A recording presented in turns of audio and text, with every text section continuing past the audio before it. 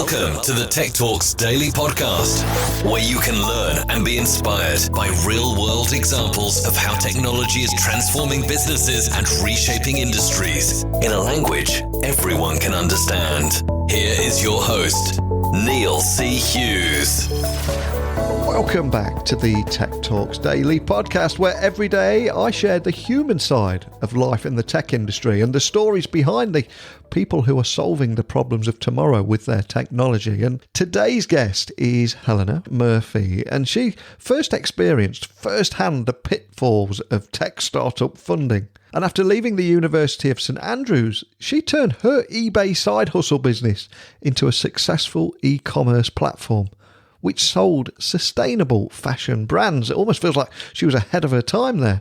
But having raised some early stage capital, Helena then struggled to secure more investment. And after receiving some poor financial advice, she was advised to borrow more than £100,000 of personal debt to pay off her supplies and wind up the business, which was not only financially devastating for Helena, but also impacted her own health, resulting in stress-related alopecia. But this is just the beginning of her inspirational story.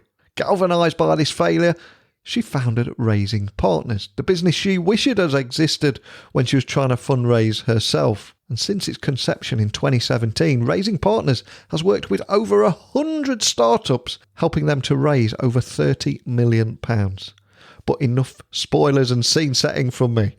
Buckle up and hold on tight so I can beam your ears all the way to Glasgow so we can speak with Helena right now. So a massive warm welcome to the show. Can you tell the listeners a little about who you are and what you do?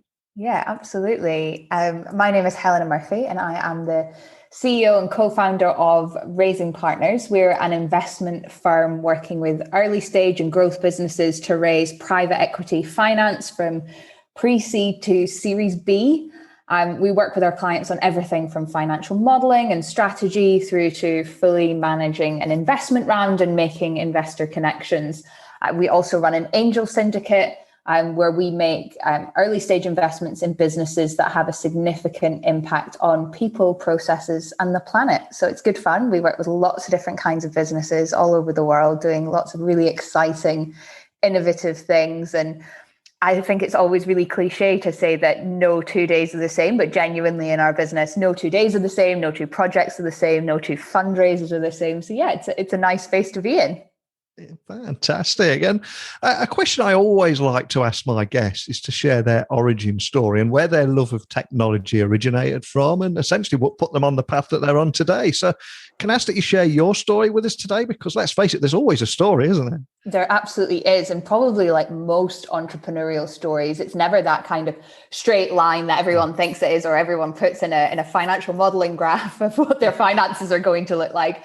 It's, very kind of lots and lots of twists and turns. But I suppose my story really started out when I was about 16. I was running an eBay business that was very much my side hustle, funded me through university. And I made good money from it. And it was I guess that was my first experience of working in a relatively, we're talking early 2000s, new technology space of people buying and selling things online and having a global audience and global customers. And it really opened up my eyes to the possibilities of what I could do as a career post-university. And I decided that I wouldn't take the easy path, because why would I do that? I should start a business instead. So I did. I left university and straight into the recession. Perfect timing to launch an e-commerce business where I was selling sustainable fashion brands. And my main competitors really at the time were the likes of early stages of ASOS and Net-a-Porter, where it was kind of a third-party platform buying in clothes at wholesale and then selling them on to customers online. And to begin with, it was pretty successful. And I think because I was only 22 at the time, and like all 22-year-olds, you're very arrogant and you think this is all great and this is going swimmingly, and look at me, I've got all of this press coverage. And I had a stint in a bit of an entrepreneurial documentary that was on the BBC, and it was lots of, smoke blown up behind me that this is great. And I was doing lots of wonderful things. And I also raised money from angels for the first time. And I did that pretty easily, which lulled me into a bit of a false sense of security about what it was really like to run a business and to raise investment. And it came to my third round of investment, and I casually waltzed out to my investors. I was like, yeah, I need some more money. Things are going really well. Look at all of my top line sales, and I'm selling in all these different countries. And isn't this great? And then I went to my investors and they were like, you need like £1 million. We're angel investors. We don't have £1 million to invest, to follow our money with. You need to go to VCs. You need to go to London. And also, yeah, your sales are great, but look at your operating expenses. Like they're absolutely catastrophic. You're spending so much money acquiring a customer. They're not profitable enough for you. And I just kind of buried my head in the sand when it came to the finances. And I made pretty much every mistake going when it came to finances and managing the money and raising investment, which unfortunately led to me needing to wind up that business, which I chose to do in what I believe to be a kind of graceful and dignified way. That I managed to close it. I managed to repay my investors. I actually took on close to £100,000 of personal debt to pay everything off.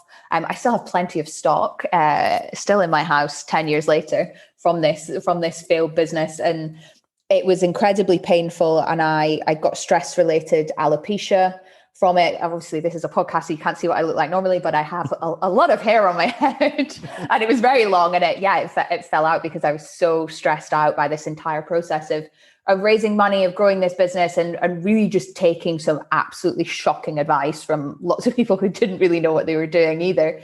And yeah, it was incredibly painful.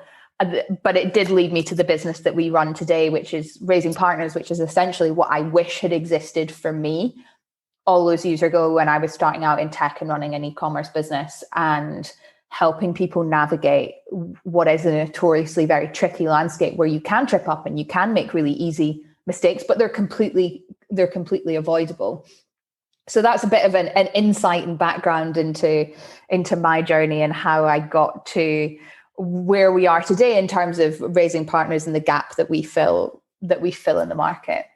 That's an incredible ride you've been on there. And what was the BBC documentary, out of interest? What was that called? I think it was called Entrepreneuring Is. I feel like that was the name of it. It was a very long time ago. Sometimes I occasionally look for it on iPlayer and I can't see it. It was, it's a kind of small cameo role in this BBC Two documentary about what it's really like to run a business. But it definitely showed us kind of a highlights reel as opposed to that office of entrepreneurs who are in a co-working space. What that was really like was not what they edited on the BBC. On the BBC, they made it look quite glamorous and like we were all having a really good time. And behind the scenes, it wasn't quite like that, as I'm sure everyone who's listening who runs a business knows. What you see on the internet and on television is often not the reality of what's going on behind the scenes. Absolutely. And of course, from there, how did the worlds of technology, fundraising, and mental health collide? Because I love how your journey continuously evolved. Yeah, I think it's really interesting because when we think about, the developments that we've seen in the last 20 years of technology, 25 years, it's just absolutely phenomenal. And what that means from an investment perspective has, I can't think of a single industry, or actually maybe people can. And when they listen to this, they're going to be like, she's forgotten about this and that and the next thing. But I don't think there are many industries that haven't been improved by technology. And I think the same is true for raising money and generally running a business. And I think that really came out of, I suppose from a mental health perspective, it's slightly more focused on 2006, 2007, 2008, when really smartphones became the norm and everyone was accessible and contactable all the time. And I think, when you're running a business and particularly when you're raising money, it's such a high, incredibly stressful environment to be in. It's a very high pressure environment to be in. And then you throw in the mix of you're always on and someone can always get in touch with you. In many ways, that's absolutely fantastic, but it can be incredibly detrimental to your mental health as a founder if you have no ability to switch off. I suppose on the flip side of that, technology really has transformed how we raise money, mainly in the UK, with the rise of things like crowdfunding platforms, making it possible for anyone to invest in early stage companies, which I think is incredible, to really democratize an entire industry at an early stage, to allow anyone to invest from £10 into early stage businesses, and also for early stage companies, particularly tech companies like the likes of Monzo and GoHenry and fintech. And they have leveraged the power of the crowd in their community to raise millions and millions of pounds. And I think the UK is really advanced in what we can do from a crowdfunding perspective, and how we have used technology to be able to enable people to invest in these early stage businesses. But always, like everything, there's what goes, there's what you see in public, and then there's what's really going on behind the scenes. And I think that technology is incredible, but it also puts a nice, pretty filter and mask over the reality of what it's like to raise money for a business. And that's no different whether or not you're crowdfunding or you're raising from angels or early stage VC. The power of social media and spreading the word about your business and raising money, it does it is a highlights reel. It's isn't this great? We've launched a public crowdfunding campaign. We've raised £1 million in 6 hours from 8,000 people. Isn't that brilliant? And yes, it is, but there's been so much work that's gone into the background of those kind of things. So I think there's lots of, like everything, there's two sides to every story, and the same applies with kind of technology and raising money and mental health, and just having that kind of conscious awareness is that not everything is as it seems, and technology is amazing, but it can also be detrimental to your mental health if you're not having that kind of dose of reality at the same time. Absolutely. And also, it's been an incredibly tough 18 months. We were sharing stories before we started recording today. And of course, here in the UK, we've had the double whammy of the impact on the economy with both Brexit and COVID together. But one of the reasons I invited you on today is that your belief is that the UK actually has the potential to be one of the most fertile entrepreneurial economies in the world. So I can ask that you expand on that, because we need a bit of good news now, don't we? Absolutely. I always like to say, I'm like, what is coming next on the alphabet of things that could go wrong? We started with Brexit, we've moved to COVID. What does D stand for? I'm a bit nervous about it. But anyway, I think, we are, without being too, nationalist about this, I don't want it to come across that way, but, the UK has long been a nation of entrepreneurs and innovators. And I think this really needs to be nurtured. We're in such a unique position as a country with our heritage and what we have been able to achieve. And I think over the last 25 years, some of that has maybe slightly been lost a little bit in terms of our confidence as an entrepreneurial ecosystem, as our friends across the pond have become so advanced. And I think there's a lot we can learn as a nation from what goes on in the US from an entrepreneurial perspective. But we have a lot of things at our advantage. One, we're a relatively small nation that's, with the power of technology, incredibly well connected, not only digitally, but we can easily get around our own geography. And there's not that many of us compared to the rest of the world. And even, kind of mainland Europe, France, Germany, our population is much smaller, which means we can do things much quicker. We're a lot more closely connected than I think we often realize. And that puts us at a huge advantage from an advancing businesses and an entrepreneurial perspective. And I think what we need to happen is that kind of sharing economy of knowledge and transfer of knowledge, and people genuinely helping one another so that we all advance as an ecosystem. It is that kind of, if we go back to GCSE science and the water cycle and the air cycle and all those things, it's a kind of, constantly regenerating, invigorating cycle. And we need to view it as that. And it advances as we all contribute to that ecosystem. And I do think there's a really unique opportunity for us in the UK because of our, our geography, our population size, our heritage, our knowledge, the huge amount of skill that we have in this country from a technical perspective, from an innovation perspective, particularly in, sciences and renewables and new energies. If we think about all the things we've got to really fundamentally transform as a global society in order to tackle things like climate change, we've really we have an incredible opportunity for some of these businesses, these new inventions that we will have to come out of this time for them to happen from the UK. And I think that we really need to underpin that with a kind of coming together of the entrepreneurial ecosystem and wanting to help one another to all advance, particularly in the areas that are tricky to do, raising money, hiring talent, accessing talent. And you know, there's a lot of knowledge that already exists in this country. We just need to share it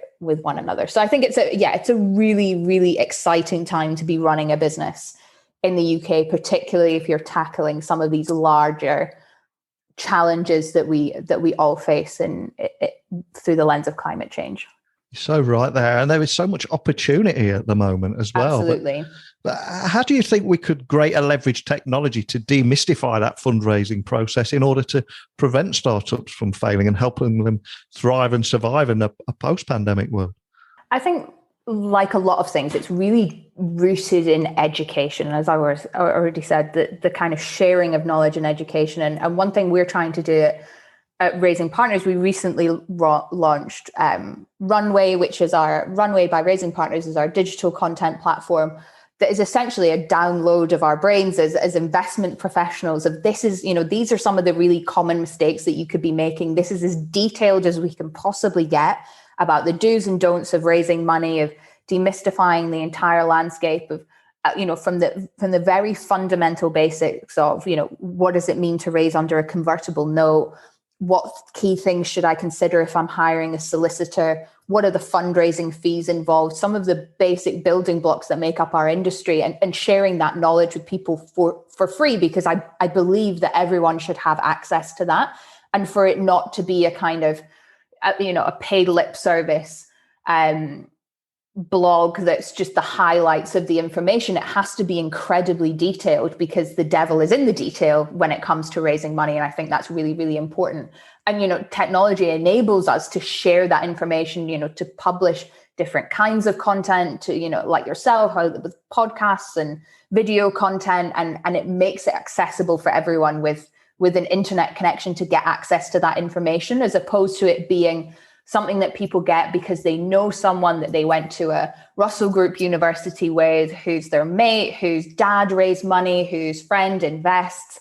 And, that means that the diversity pool of people who get funding is very, very small, because it goes to people who have an inside track, who knows someone who can invest or give them help and information. And I think technology is there to be really leveraged to kind of break down some of those barriers, and that making it far more accessible for people to access investors, to understand some of these, really simple pitfalls that, unfortunately, and really sadly, and it breaks my heart, lots and lots of people make if they don't know what they're doing.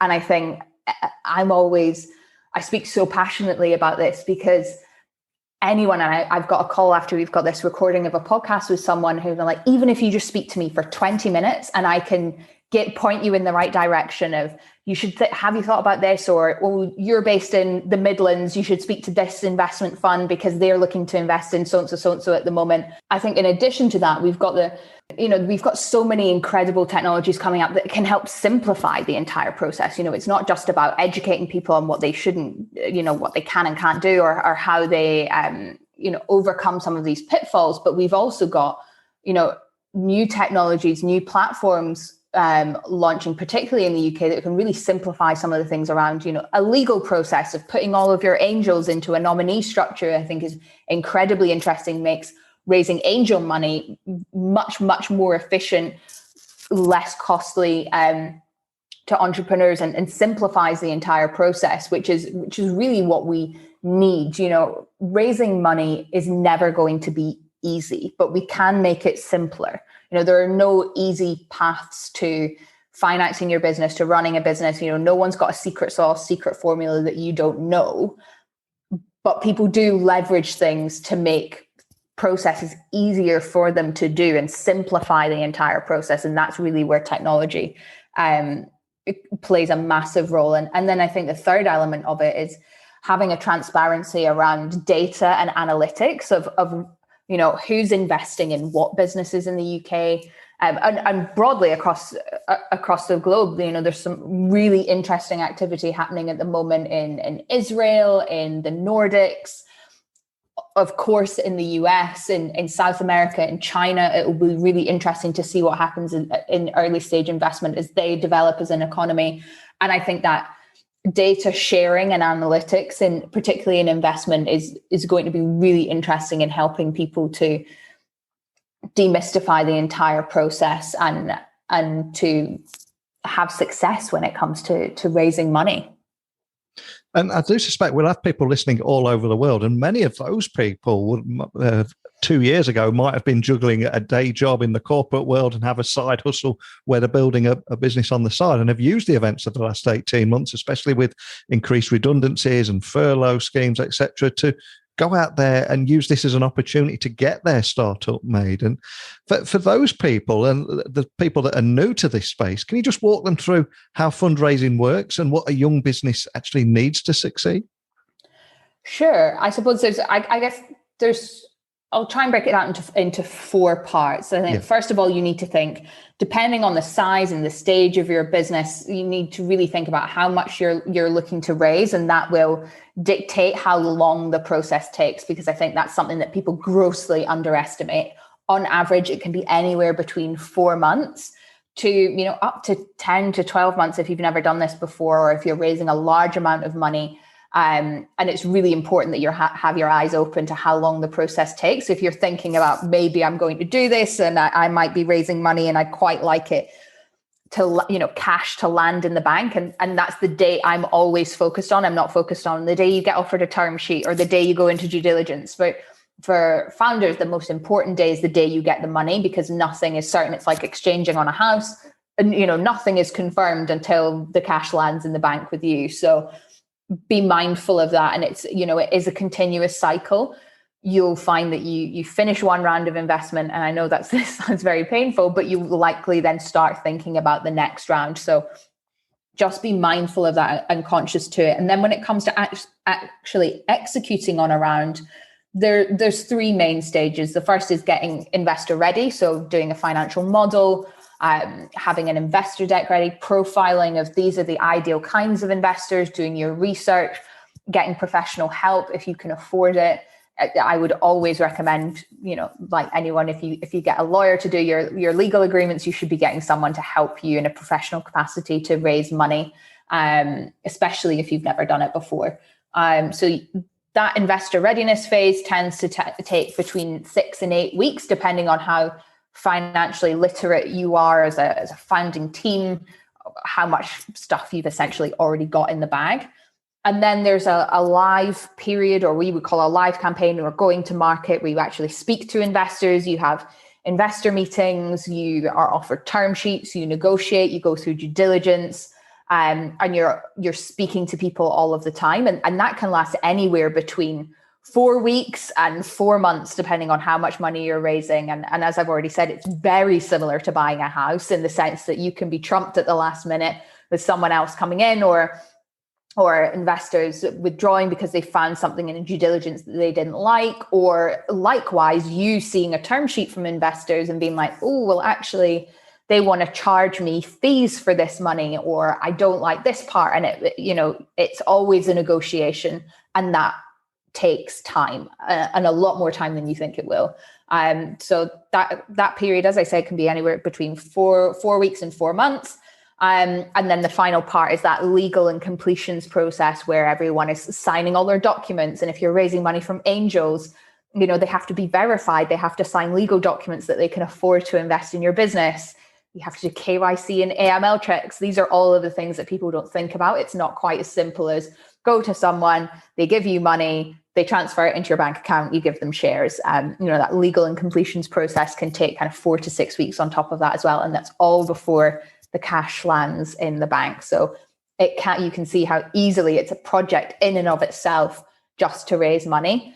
So it is very time intensive. It's very rewarding, obviously, often to the tune of millions and millions of pounds if you do it well and you get money, and it really does transform your business, particularly tech businesses that are very, often very capital intensive before they get to market and can get customers. And naturally, tech-enabled businesses become very profitable after they've raised money, because they have an element of scale to them that you don't get with a kind of family-run bakery that's on your local high street. So that is a kind of very, very quick overview of what it's like to raise money if you've never done it before. And I'm curious, just to help prevent people from making mistakes, is there anything that you see founders getting wrong when they're seeking investment? Is there anything that they should be avoiding? I don't want to sound really pessimistic and say that there's loads, but let me think. There's probably three big areas that I see often on both sides of the table, because remember, we're also an active angel syndicate. So I chair an investment committee where we see deals and we see businesses pitched to investors, and we vote on whether or not we're going to invest in them. And the three areas that, with my investor hat on, we see people really get it wrong are the assets, so the investment pack that they put together. So that's the deck and the financial model. It'll often go one of two ways. Either there'll be far too much information and we'll get a business plan that's 100 pages long in Word that we're just never going to read, or it'll be too light on information and we'll get a deck sent to us that's very clearly meant to be talked through in the room. So we're reading it because it's been attached to an email, but it's very clearly meant to have the founder talk through it. But we can't just make an investment decision as to whether or not we want them to come and pitch to us based on a couple of bullet points that are on a PowerPoint slide. So, it tends to go in two ways when it comes to an investor deck. And then, not having enough detail in a financial model that's built in Excel that really, really works properly and that's not tailored to what we as investors are looking for. So it doesn't consider things like the valuation of the round. Often I'll get a deck and I'm like, what price is this? How much money are you looking to raise and at what pre-money valuation?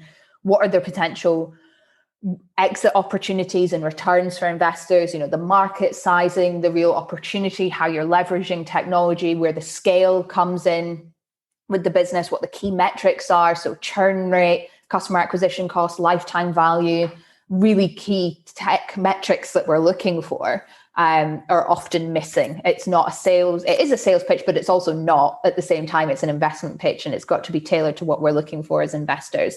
And that leads into the actual pitch itself. At the beginning of last week, we held our month. I was attending a monthly investor meeting, and two absolutely fantastic businesses pitched. On paper, really, really interesting businesses tackling some of those major challenges we talked about with climate change.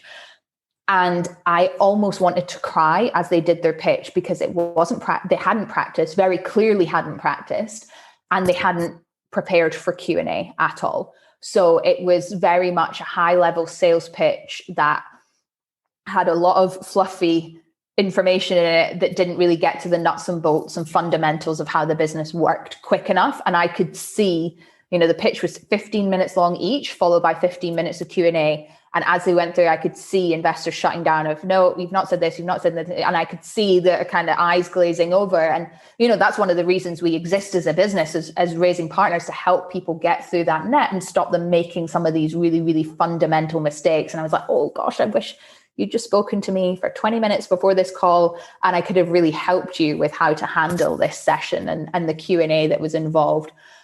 So practice, be ready for a really thorough Q&A session. If you think, oh my gosh, I really hope these investors don't ask me about X, chances are they're definitely going to ask you about it. So prepare for that in advance.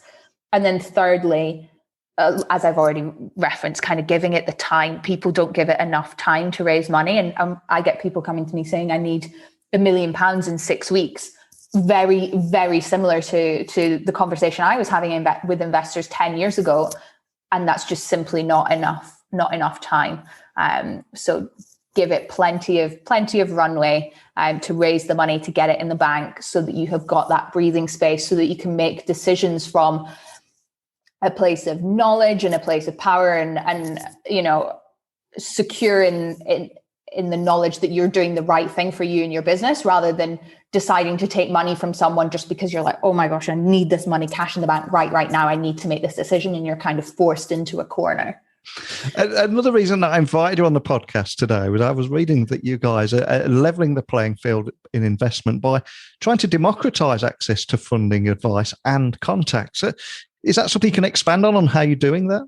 Yeah, absolutely. I think I've already kind of highlighted and referenced it a little bit, but really that tool and resource that we're creating is in Runway, and really making it, democracy for us, and democratizing the funding landscape is how can we make some of this stuff completely free, where the barrier isn't the commercial. We run a commercial business where people pay us a fee to run an investment deal and to make investor introductions. But I'm very, very mindful that not everyone can afford to work with professionals on a commercial basis where they can afford to pay that money. So how can we make some of these elements, the really important fundamentals, completely free and accessible to anyone with an internet connection? And that comes in the form of Runway with, free editorial content, videos, audio content, webinars, Q&A sessions with investors that all sit on that platform that anyone can access, and is relevant, as relevant as we can possibly make it, and in as much detail as we can possibly make it for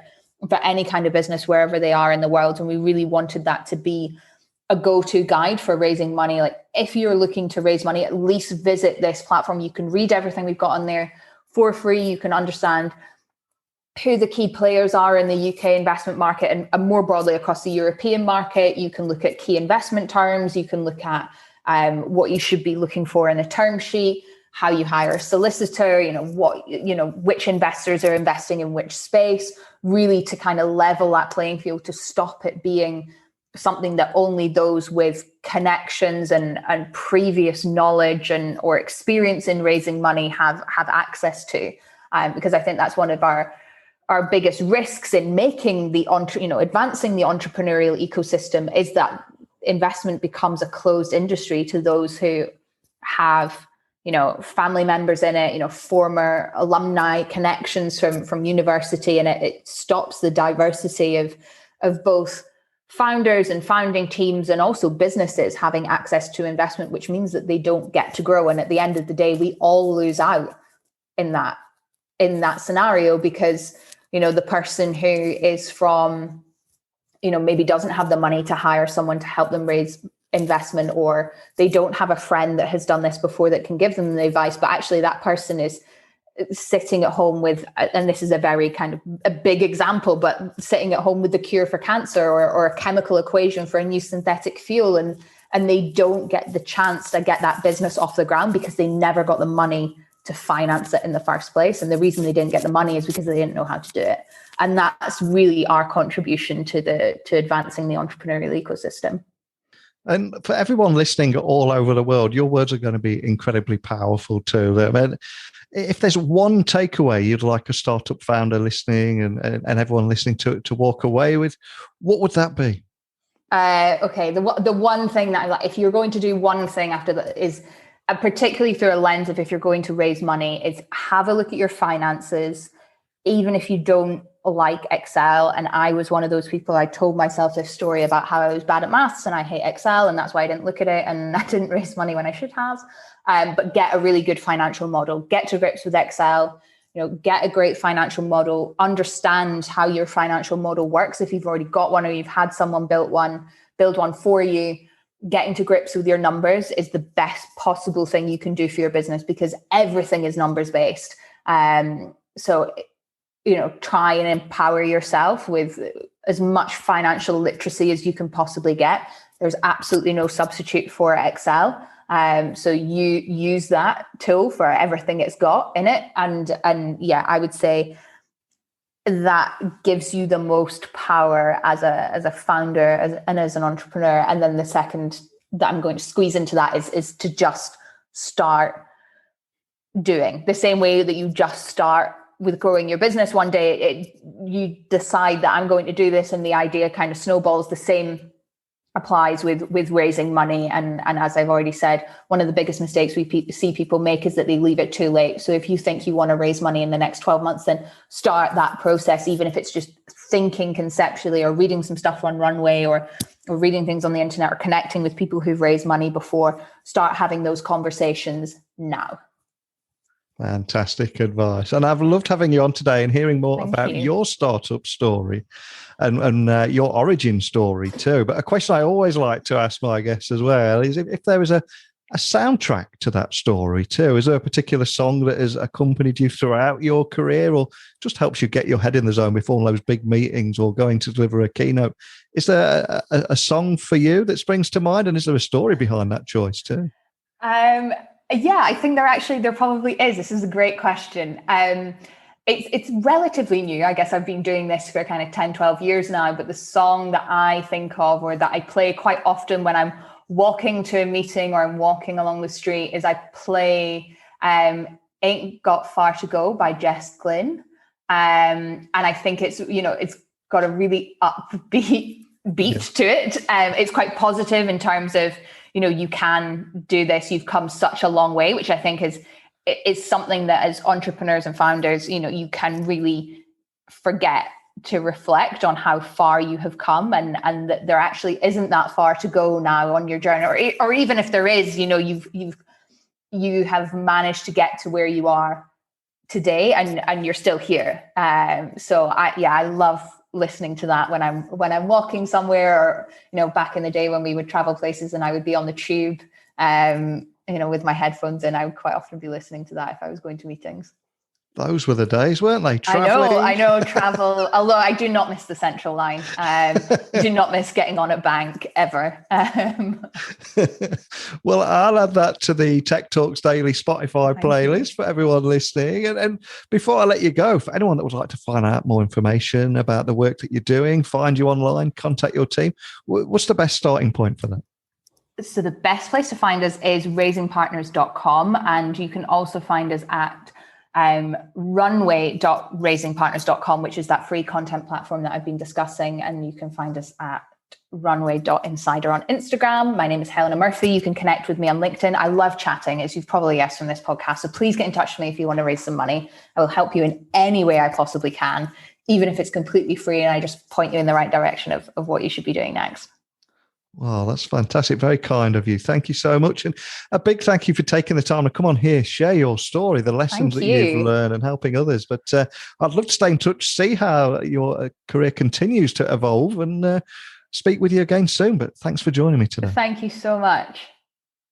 So a big thank you to Helena for sharing her personal business story and the relationship between technology, fundraising and mental health. And what a great story there. And it's true what they say. Everything happens for a reason, isn't it? And when life gives you lemons, you make lemonade. There's so much of this story that I'll remember for a long time. And also, of course, as it is a tech podcast, using tech to demystify the fundraising process in order to prevent startups from failing. Hopefully you got as much value from this conversation with Helena today as I did. But remember, although this is the end of the conversation between Helena and I urge you to carry this conversation on. So please share your insights, experiences, questions, whatever it may be. Email me now, techblogwriter@outlook.com, LinkedIn, Instagram, Twitter, Neil C. Hughes, and my website is techblogwriter.co.uk if you'd like to work with me. But I have taken up far too much time of yours already, not only today, but this week, this month, this year. So I don't want to be the guy that stays too long at the party. So I'm going to let myself out the back door now. And I'll return to your podcast feed bright and early tomorrow. So thank you for listening. And until next time, don't be a stranger. Thank you for listening to the Tech Talks Daily Podcast with Neil C. Hughes. Remember, technology works best when it brings people together.